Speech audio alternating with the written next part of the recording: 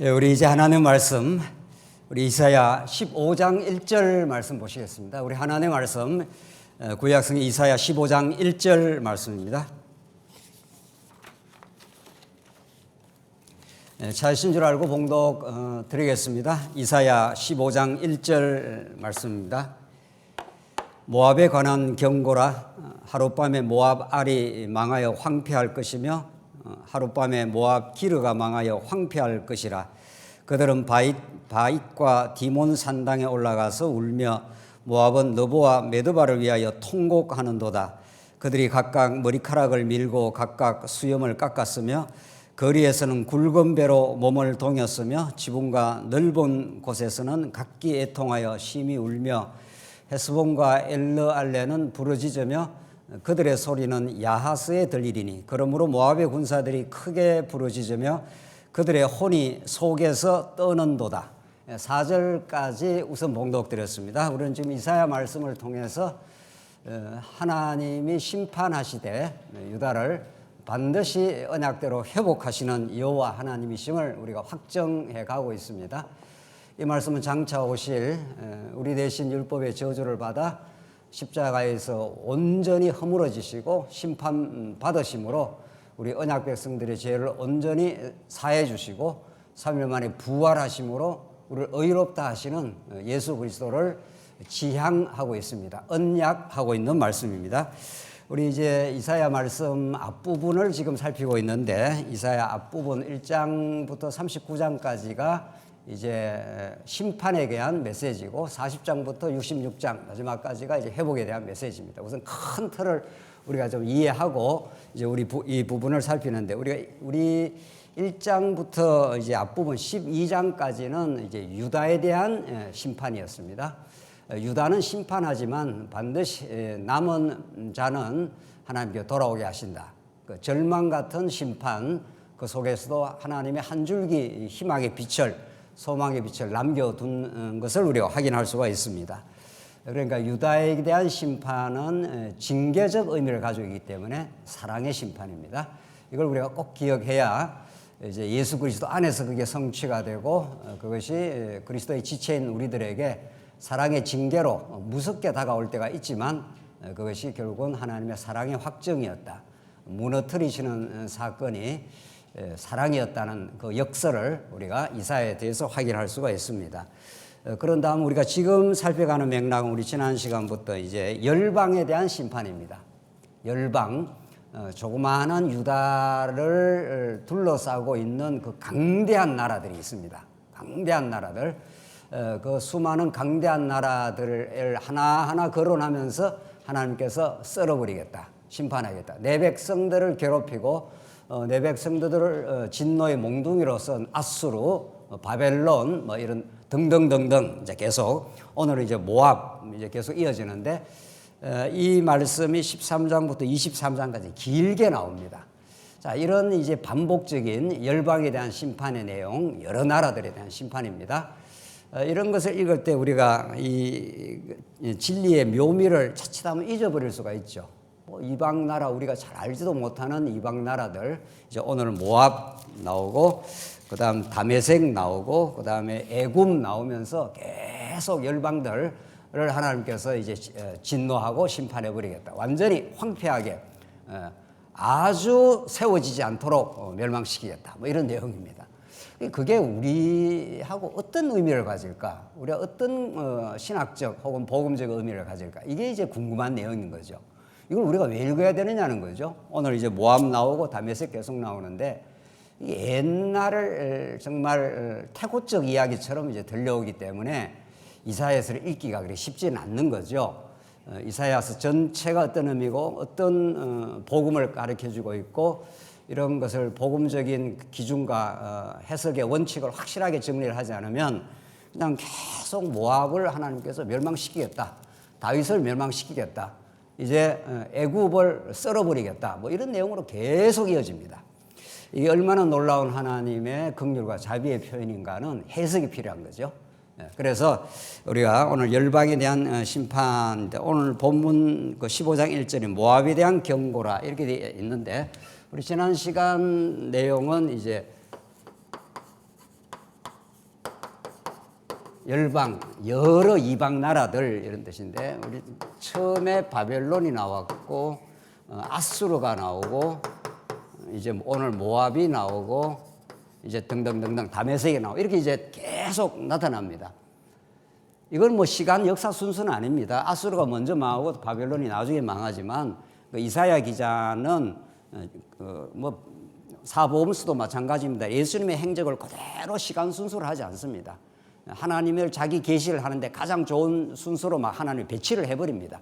그래서 전체적인 어떤 하나의 통일된 진리를 가르쳐 주는데 이제 아수르가 먼저 망하고 이제 바벨론이 뒤에 망하지만 순서는 그냥 바벨론 큰 성 바벨론이 무너진 사건을 이제 가장 큰 대적을 먼저 하나님께서 심판하고 멸망시키고 우리 지난 시간 아수르가 진노의 몽둥이로 쓴 건데 하나님은 세계 경영자이시다 했지 않습니까? 아수르가 강대한 것 같아도 아수르를 하나님께서 다 경륜하시는 하나님이시다. 하나님은 온 세계의 주관자이심을 바벨론 아수르를 통해서 강력하게 이제 하나님이 드러내시는 거죠. 그다음 오늘 모압, 다메섹, 애굽으로 이어지는데 지도가 이제 중요한데 이렇게 돼 있죠. 이렇게. 여기가 유다, 이게 이스라엘이 큰 나라, 여기가 유다입니다.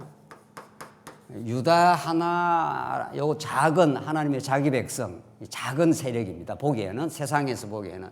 이 세력을 놓고 얼마나 강대한 열강들이 도사리고 있는지 모릅니다.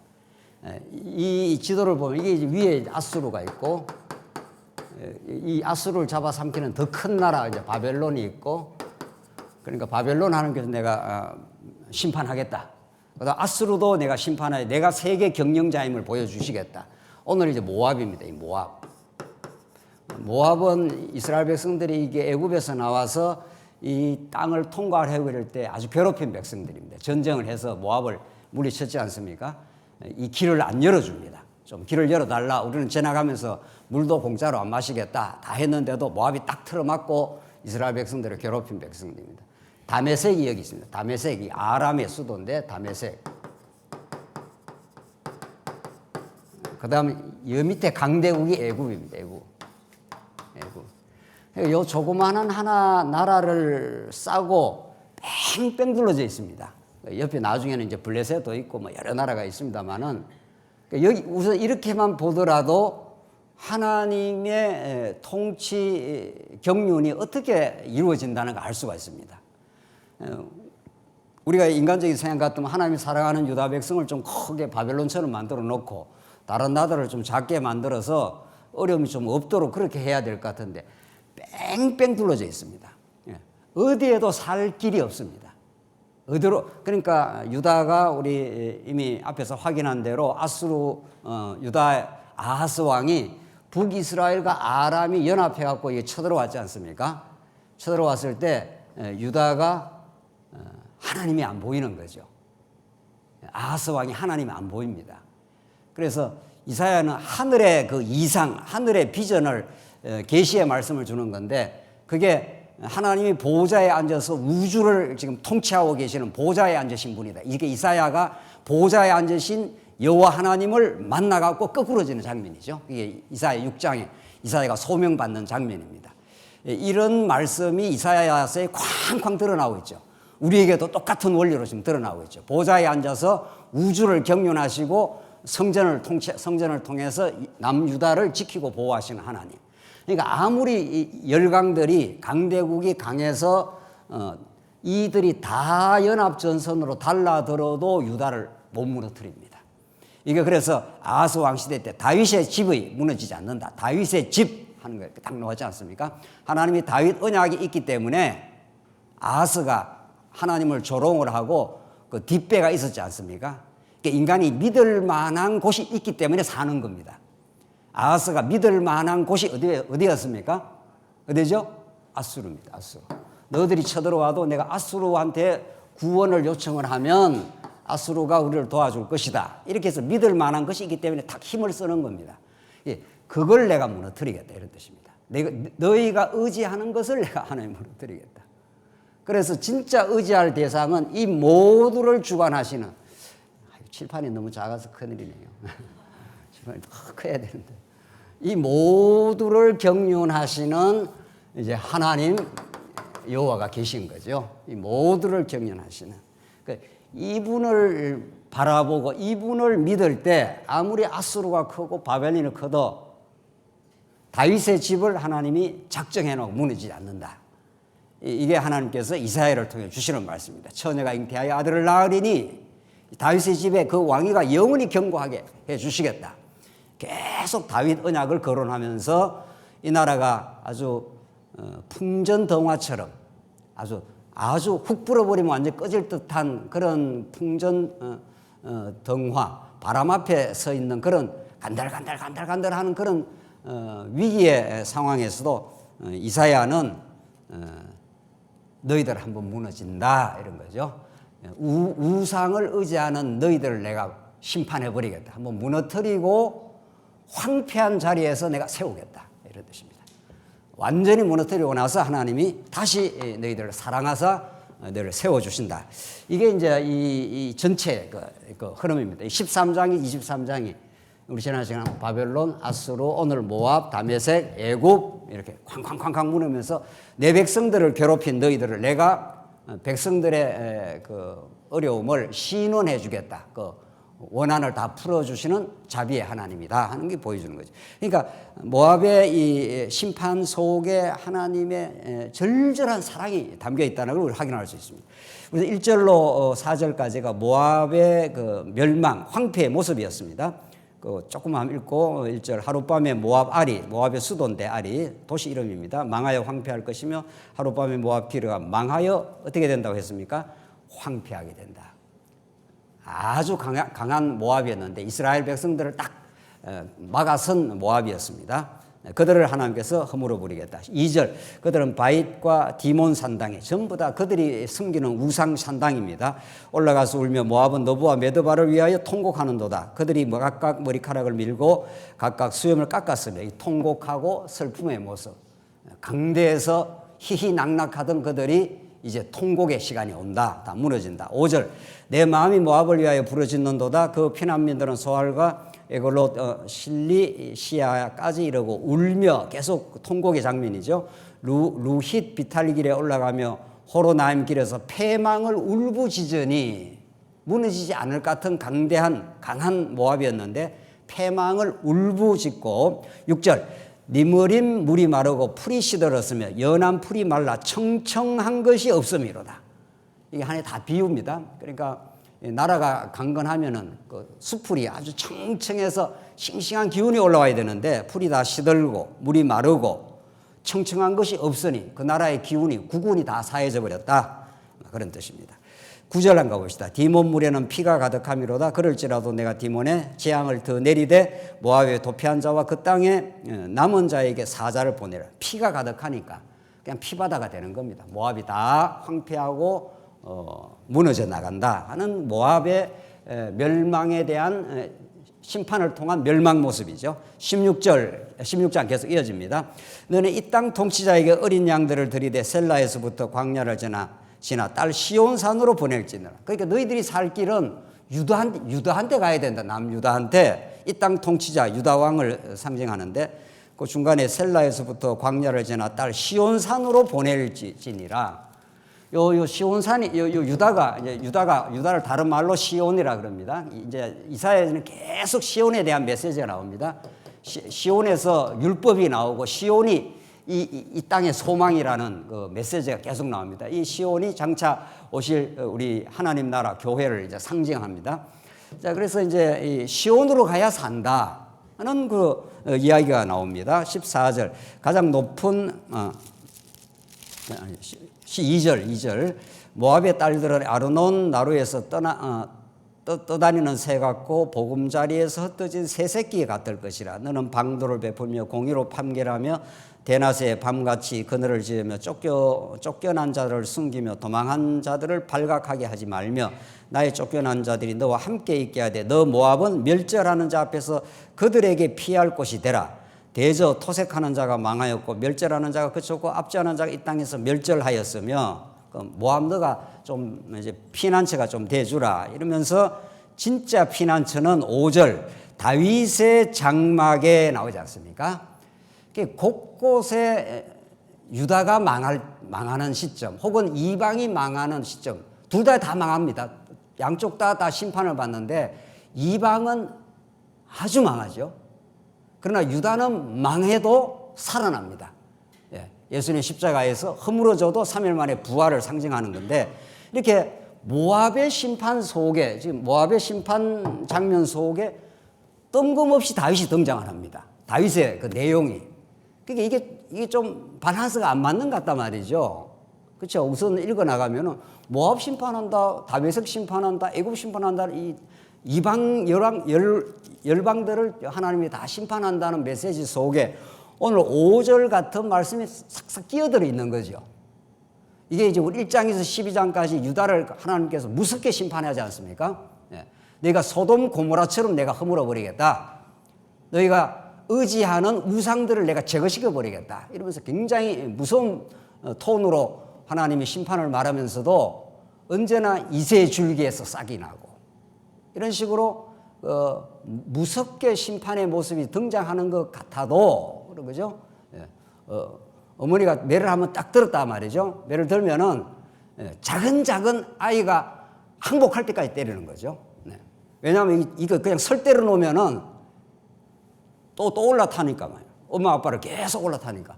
그러니까 한번 매를 딱 들어서 교육을 시킨다고 했을 때는 완전히 한번 혼이 나서 교훈이 되도록 하는 거죠.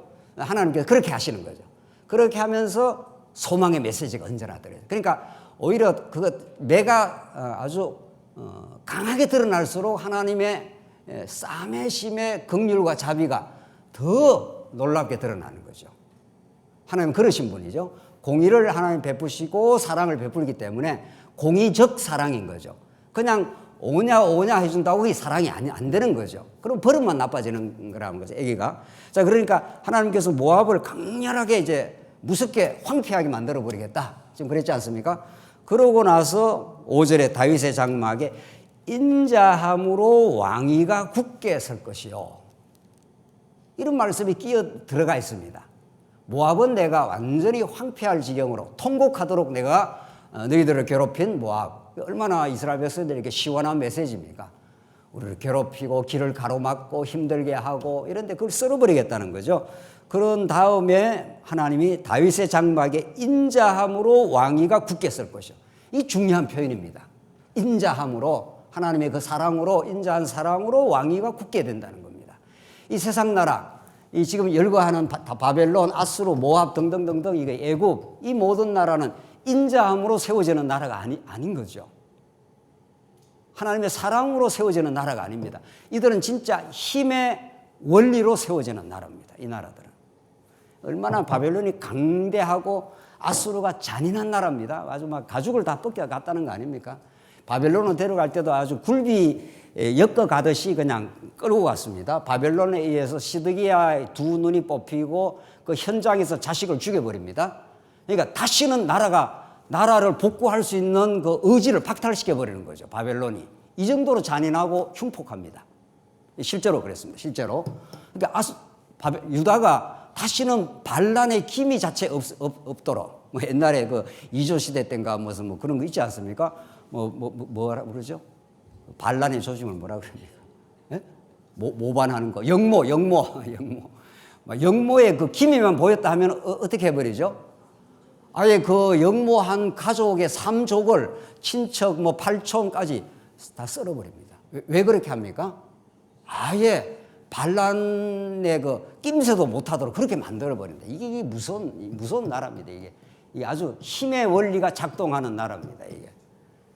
이 나라는 힘의 원리가 작동하는 나라는 더 큰 힘에 의해서 망해버립니다. 베드로가 말구의 길을 치니까 예수님이 아서라 내가 지금이라도 12영을 더 등장시켜서 로마를 내가 붕괴시킬 수 있다. 그러나 그렇게 하지 않는다. 내가 세우는 나라 오늘 본문의 말씀대로 다윗의 장막에 인자함으로 왕위가 굳게 설 것이요 그 위에 앉은 자는 충실함으로 판결하며 정의를 구하며 공의를 신속히 행하리라. 이런 나라가 별도로 존재한다. 이런 거죠. 자, 그런데 이제 이사야 예언 읽고 나서 다윗 왕가는 진짜 너무도 처참하게 허물어졌습니다. 이미 북이스라엘은 아수르에 의해서 완전히 패망했고, 그래서 뭐 전부 그 이민족들을 데리고 그냥 사마리아를 혼혈 민족으로 만들어 버렸습니다. 그 나라를 씨를 멸해버리는 거죠. 그리고 바벨론이 와서 남쪽 유다는 완전히 괴멸시키고 다시는 회복 불가능하게 만들어 버리고 다 귀족들하고는 다 데리고 가버렸습니다. 바벨론으로. 남은 사람 얼마 없습니다. 남은 사람 얼마 없이 그렇게 만들어 버리고 말았습니다. 그래서 다윗의 이 오늘 표현이 인자함으로 왕위가 굳게 설 것이요 하는 이 이사야의 예언의 말씀은 궁극적으로 어디 가서 이루어집니까? 궁극적으로는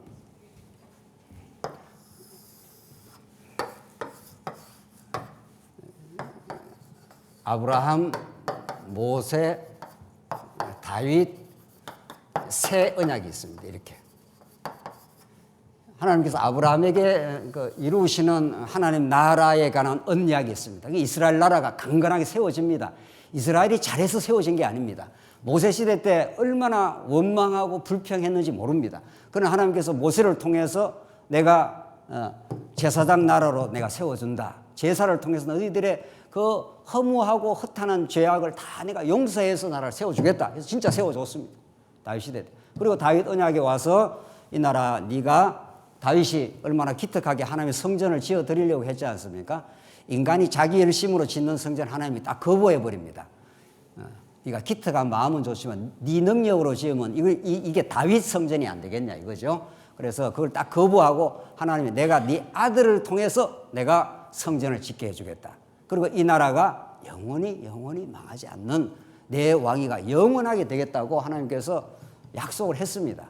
그래서 이 다윗이 이 다윗 이후에 이렇게 되어서 나라가 계속 이어지지 않습니까? 북이스라엘은 아주 망해버리고 이쯤 이제 이게 심판과 회복인데 이제 북이스라엘은 망하고 남쪽 유다는 조금 더 이어지다가 이제 망했다가 이제 회복되는 이야기인데, 그러니까 직접적으로는 이 다윗이 이렇게 중요합니다. 다윗 언약이 인자함으로 왕위가 굳게 세워진다.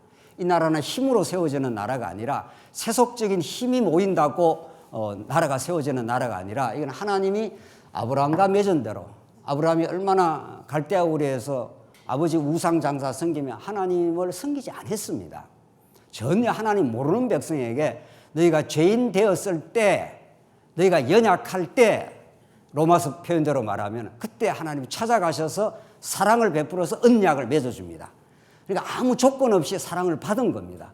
그 사랑을 사랑으로 알게 하기 위해서 한번 집어넣었다가 빼는 것 뿐입니다. 똑같습니다. 똑같은 원리로 후대 이스라엘 역사에서도 이게 얼마나 놀라운 하나님의 나라인데, 나라가 존속하는 것 자체가 하나님의 은혜요, 언약적 사랑이요, 하나님의 능력이요, 계속 하나님 지켜주는데도 끝끝내 반역하는 남쪽 유다를 한번 내가 때리겠다, 심판하겠다 이런 뜻이죠. 그러나 하나님께서 다시 세워준다. 근데 세워줄 때 돌아오는 나라가 다윗 왕국처럼 강건한 나라가 아닙니다. 겨우 수르 바벨이 돌아와서 그냥 성전도 조그마한 성전 하나 짓고 그냥 뭐 유대 공동체 정도 돌아온 겁니다. 사실은 강건한 다윗 왕조가 아닙니다. 그러나 일단은 회복은 됐습니다. 그러니까 이사야가 말하는 이사야의 이 말씀은 조그만하게 회복은 돼요. 조그만 나라로 회복되지만 이제 무시는 못하는 거죠. 하나님의 눈동자가 함께하기 때문에 궁극적으로 다윗 장막이 인자함으로 그 왕위가 굳건하게 세워진다는 건 궁극적으로 메시아를 내다보고 있는 거죠. 이사야는 잠시 돌아와서 이스라엘 백성들이 나라를 회복하면 그 나라 또 조금 더 지나가면 또 망합니다. 그래서 유다 왕국 혹은 다윗을 이어가는 유다 왕국은 역사 가운데 사라졌습니다. 그러나 그 나라는, 모형적 나라는 사라져도, 이런 말이죠, 실체적인 나라, 신령한 나라, 예수가 직접 통치하는 나라, 그 나라는 오늘 본문의 말씀처럼 왕위가 굳게 설 것이요. 그러니까 모압 같은 대적들은 하나님께 썰어버린다, 황폐한 나라로 만들어버리지만, 이런 말이죠, 하나님이 통치하는 나라, 하나님의 사랑으로 다스리는 그 나라는 영원히 지켜주신다. 이게 2000년 교회사에서 계속 이어지는 하나님의 나라의 모습, 이 교회의 모습입니다. 교회는 다른 곳으로 세워지지 않습니다. 어떤 인간적인 시도 노력으로 세워지는 게 아니라 하나님의 인자하심으로 그 사랑의 절정이신 십자가 사랑으로 이렇게 되는 거죠. 그 외에 나라가 세워지는 방법이 없습니다. 그래서 하나님께서 나라가 세워질 때마다 하나님의 은혜였습니다. 우리는 교회 생활하면서 이 교회가 존속 가능한 것이 우리의 열심, 우리의 규합으로 되는 게 아니라 하나님의 인자하심 덕분에 우리가 이렇게 세워져 있습니다. 이렇게 되는 거죠. 6절, 우리가 모압의 교만을 들었나니. 이 교만이 근본적인 죄악이죠. 하나님과 같이 됨입니다.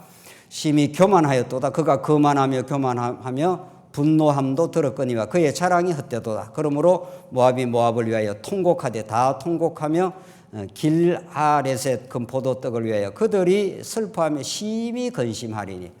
교만했을 때 얼마나 희희낙낙했냐고요. 우리가 센 나라다 이렇게 했는데 하나님이 그걸 허물어 버렸을 때 통곡하게 된다는 거죠. 9절로 한가 봅시다. 그러면 내가 야셀의 울음처럼 신마의 포도나무를 위하여 울리라.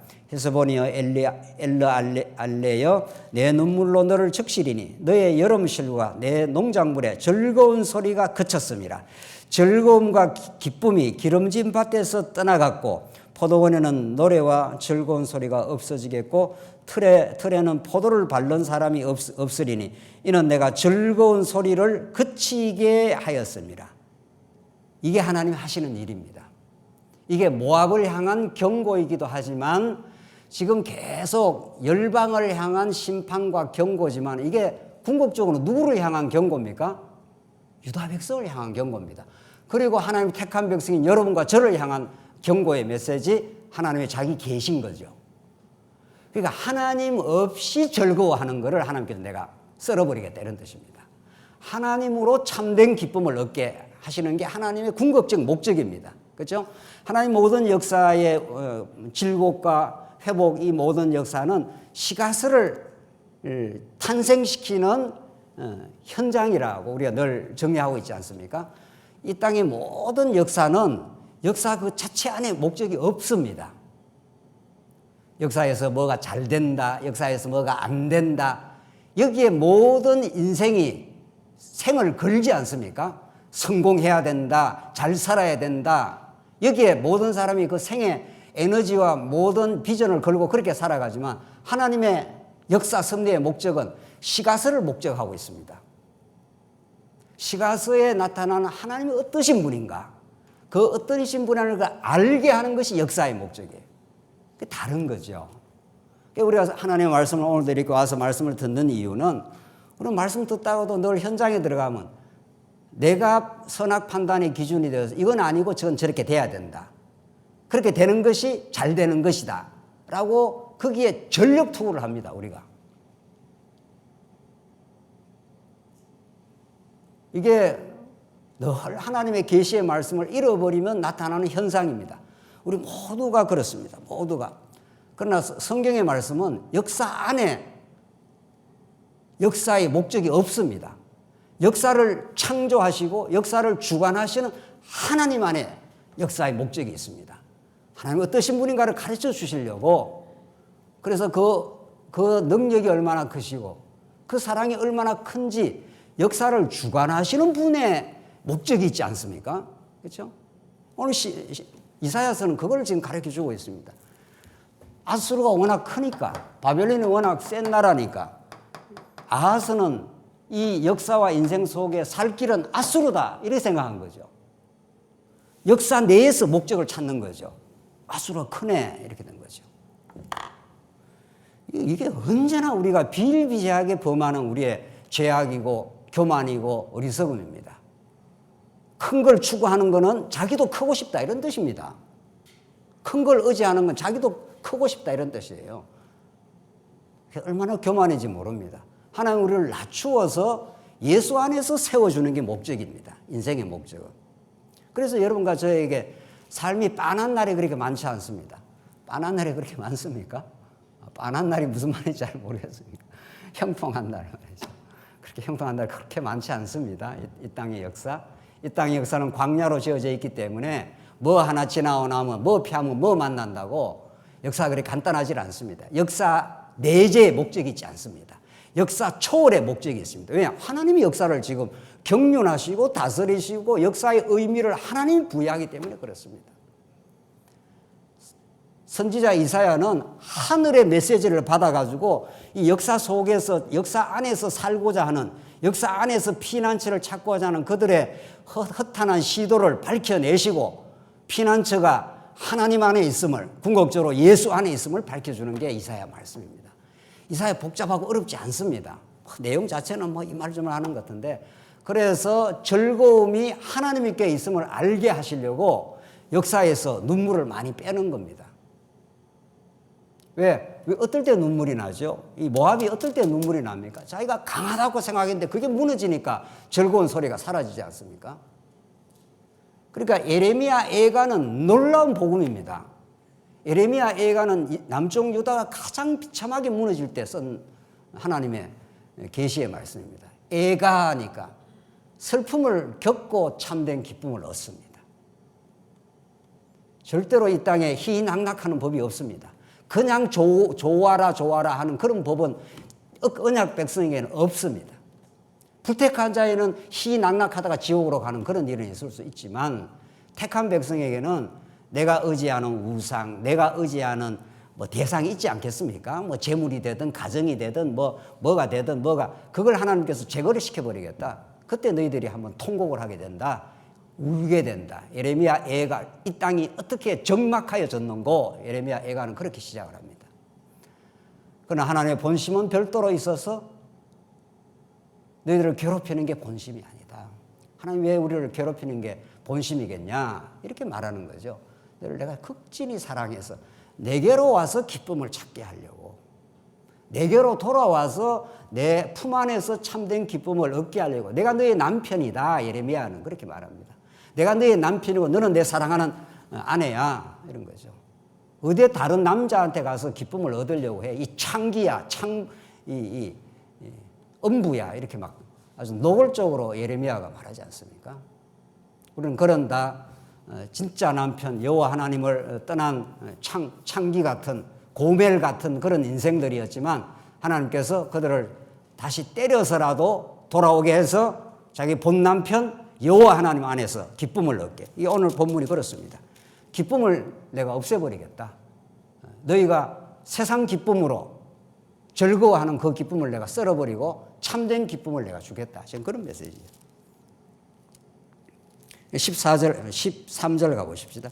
이는 여호와께서 오래전부터 모압을 들어 하신 말씀이거니와 이제 여호와께서 말씀하여 이르시되 품권에 정한 해와 같이 3년 내에 모압의 영화와 그 큰 무리가 능력을 당할지라. 모압의 영화가 다 사라진다. 그 남은 수가 심히 적어 보잘것없이 되리라 하시도다. 이렇게 해서 모압을 하나님께서 황폐하게 만들어 버리고 맙니다. 17장으로 넘어가겠습니다. 이제 17장 다메섹입니다. 다메섹에 관한 경고라. 보라, 다메섹이 장차 성읍을 이루지 못하고 무너진 무더기가 될 것이라. 이게 다 이제 하나님이 무너지게 하겠다. 메시지는 똑같습니다. 똑같은 메시지가 역사적 정황과 대상만 좀 다를 뿐입니다. 모압이냐, 다메섹이냐, 애굽이냐 이렇게 지금 대상만 달라질 뿐입니다. 2절, 아로엘의 성읍들이 버림을 당하리니 양무리를 치는 곳이 되어 양이 눕되 놀라게 할 자가 없을 것이며 에브라임의 요새, 이제 에브라임이 등장합니다. 요새와 다메섹 나라와 아람의 남은 자가 멸절하여 이스라엘 자손의 영광같이 되리라. 만군의 여호와의 말씀이라. 그러니까 에브라임, 지금 다메섹을 말하다가 에브라임과 이스라엘을 같이 둘 다 멸망할 것을 이제 섞어서 말하는 거죠. 4절, 그날에 나오자. 그날에 하는 게 심판날입니다. 이게 전부. 야곱의 영광이 쇠하고 그의 살찐 몸이 파리하리니. 하나님께서 야곱의 영광, 이때 야곱의 영광은 자기 영광입니다. 하나님의 은혜의 영광을 찬양하거나 은혜의 영광을 노래하는 게 아니라 자기 영광을 자꾸 추구한 거죠. 이게 이제 죄악인데 그의 살찐 몸이 파리하게 된다. 이 비대해졌다는 거죠. 인간이. 하나님 밖에서 자기를 비대하게 만든 겁니다. 하나님 밖에서 자기 힘을 키우는 거죠. 이걸 하나님께서 파리하게 만들어버리겠다. 5절, 마치 추수하는 자가 곡식을 거두어 가지고 그의 손으로 이삭을 벤 것 같고 르바임 골짜기에서 이삭을 주운 것 같으리라. 그러나 그 안에 주울 것이 남으리니. 그러니까 이게 주울 것이 없는 거예요.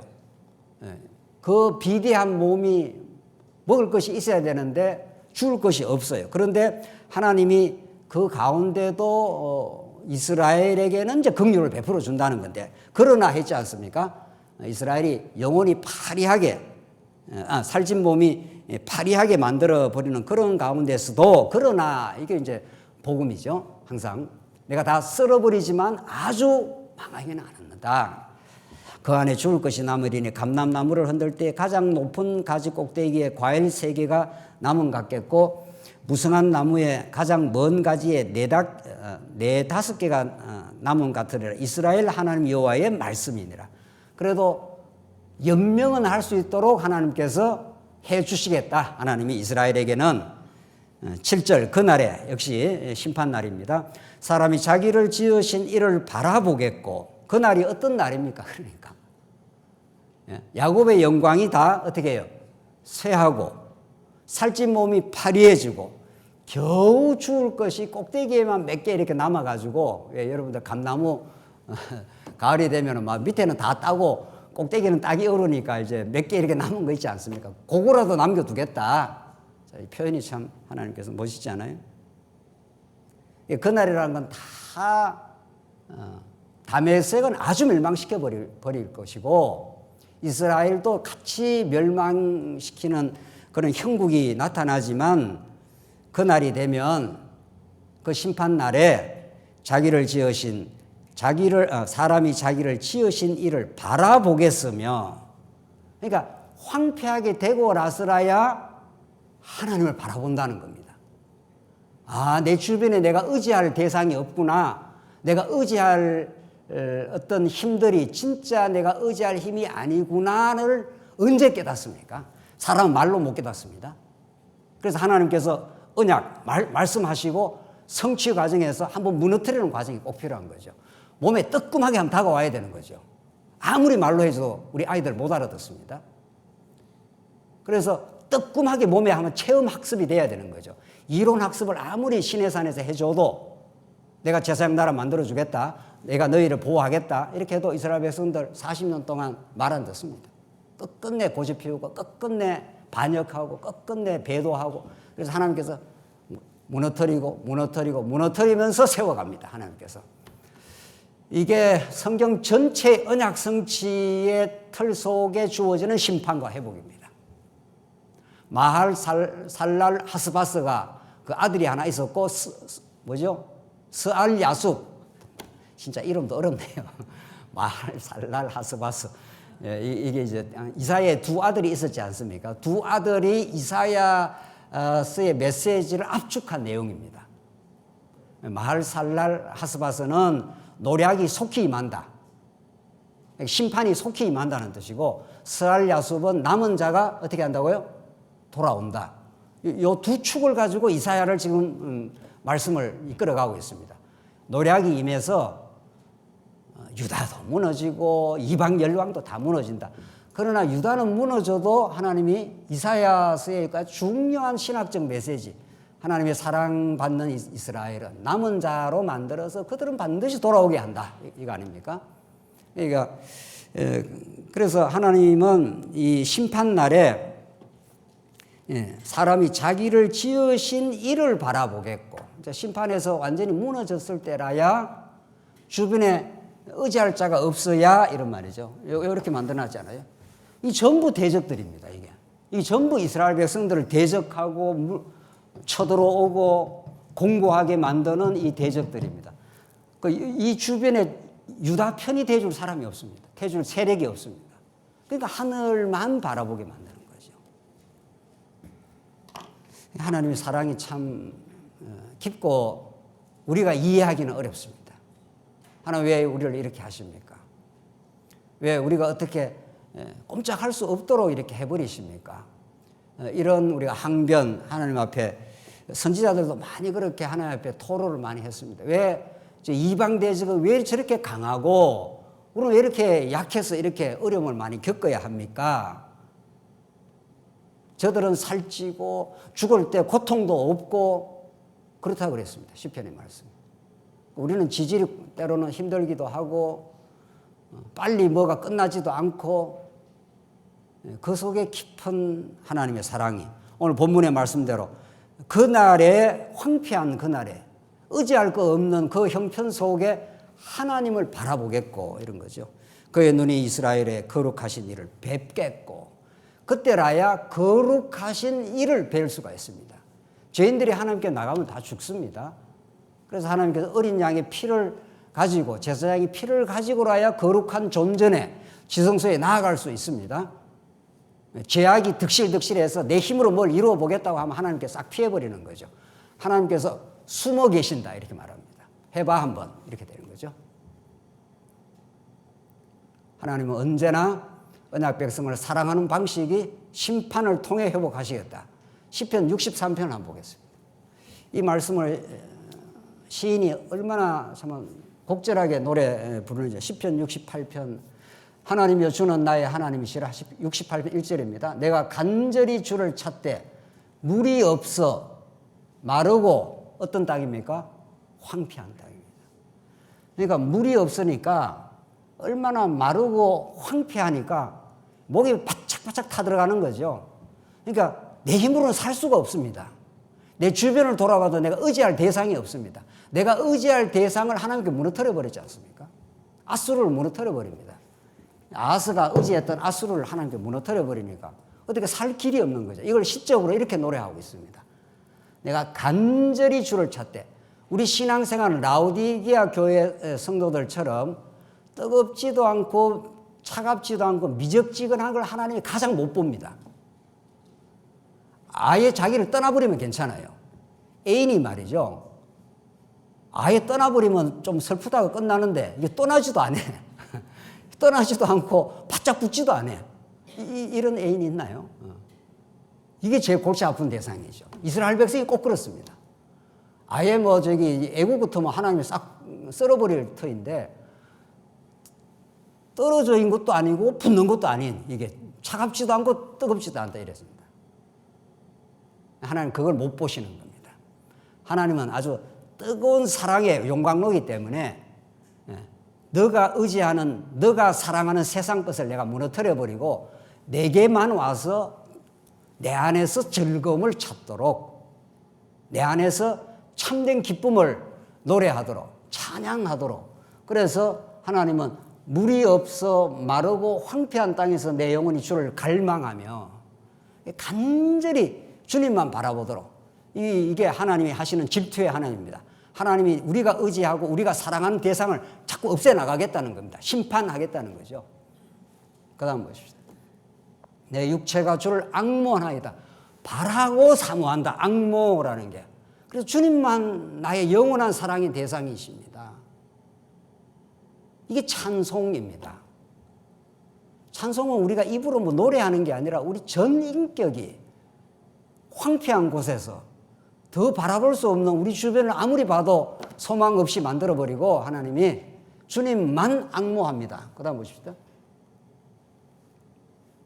내가 주의 권능과 영광을 보기 위하여 이와 같이 성소에서 주를 바라보았나이다. 성소라는 게 죄인이 가는 곳입니다. 자기가 죄인을 깊이 아는 사람은 주의 말씀을 깊이 앙모합니다. 자기가 의인이라고 생각해서 성소로 올 이유가 없습니다. 간절해지지 않습니다. 그냥 이만하면 살만한데 내가 내 나름대로 노력하면 노후가 보장되어 있는데 그렇게 간절할 이유가 뭐 있어. 그냥 하나님이 간달간달하게 만들어 놓습니다. 하나님 바라보지 않으면 안 되는 환경과 상황과 마음으로 하나님이 끌어가신다는 거죠. 그러니까 제일 위험할 때가 이만하면 됐다. 이게 가장 위험해요. 내가 너를 오늘 밤에 너의 영혼을 내가 걷어가겠다 이렇게 말합니다. 이만하면 괜찮아. 이게 가장 위험할 때입니다. 하나님은 우리를 하여금 간절하게 만드시고 주님만 바라보게 만드시고 주님 안에서 살 길이 있다고 믿어지게 하시는 그게 시편 63편의 노래입니다. 보십시다. 그 다음 3절 주의 인자하심이 생명보다 나음으로 내 입술이 주를 찬양할 것이라.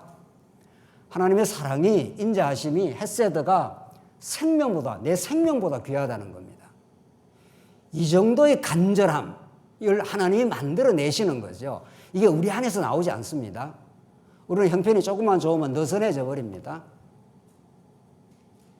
조금만 교회가 형통하게 뭐가 잘 돌아가는 듯 하면은 말씀 그렇게 간절하지 않습니다. 우리 지난 역사가 그걸 증명해 주지 않습니까? 40년 전 그렇게 한국교회 복음이 없을 때 말이죠. 뭐 율법 지켜야 된다, 뭐 해야 된다 이럴 때 그 조그마한 복음의 메시지가 영혼들을 얼마나 살려내고 전국 방방곡곡에서 말씀을 사모하며 그렇게 운동들이 일어났습니다. 모든 게 정착이 되고 세워지고 이러면서 그 간절함이 사라집니다. 말씀 들어도 그만 안 들어도 그만 우리 말은 많이 알아.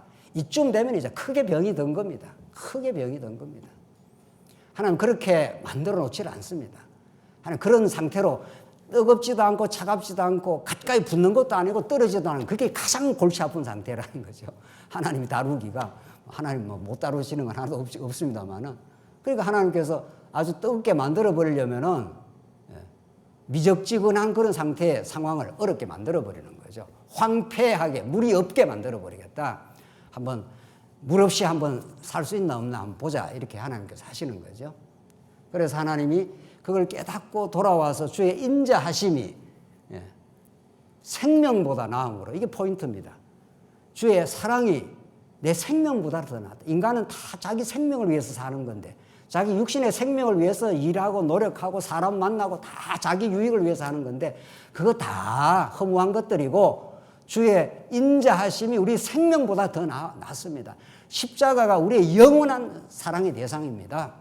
부활하심이 우리의 의가 되었습니다. 이런 말 아닙니까?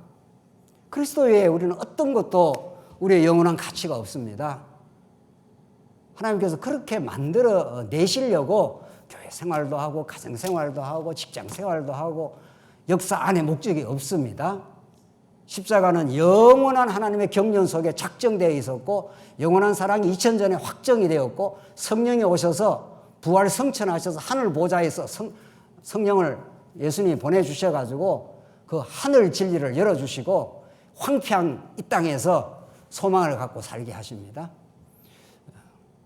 하나님 우리를 얼마나 참으로 사랑하셔서 여러분과 저의 환경을 때로는 여러 가지 어려움 여건들을 힘들게도 할 수 있습니다.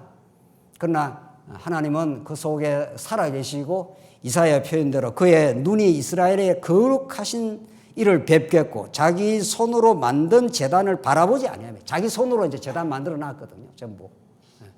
자기가 다 준비해 놓은 뭐가 있어요. 그걸 이제 바라보지 아니하고 자기 손가락으로 지은 아세라나 태양상을 보지 아니할 것이며 그걸 안 보고 이제 주님을 바라보고 주님 안에서 기쁨과 소망을 가지고 살게 하신다. 이게 하나님이 행하시는 일이라는 겁니다.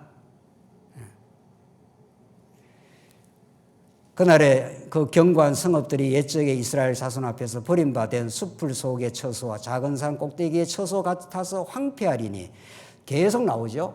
황폐하게 만들고 하나님이 채워주시고 황폐하게 만들고 내가 또 채워주시고 이렇게 하겠다. 이는 내가 내 구원의 하나님을 잊어버리며 내 능력의 반석을 마음에 두지 아니한 까닭이라. 다윗 때 궁궐 만들어지고 솔로몬 성전 만들어지고 이제 성전이 있으니 우리는 망하지 않는다 이렇게 그들은 그렇게 희희낙낙했습니다. 하나님께서 너희들을 통곡하게 만들겠다.